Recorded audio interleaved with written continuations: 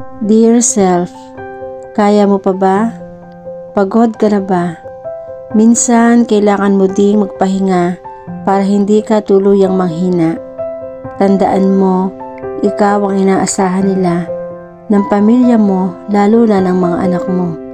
Pero kapag nag-iisa ka na, hindi mo namamalayan na pumapatak na pala ang mga luha dulot ng iba't ibang bagay na tumatakbo sa isip mo.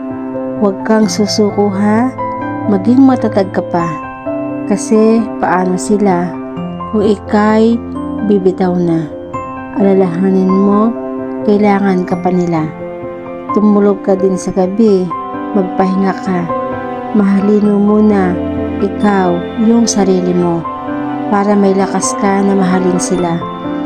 Okay lang na umiyak kung ikagagaan ang lahat ng bigat sa dibdib mo. Okay lang yan. At higit sa lahat, magtiwala at magdasal ka sa Kanya. Lahat na nangyayari ay kalooban niya. Darating ang araw, magugulat ka dahil lahat ng dasal at paghihirap mo ay sinagot na niya.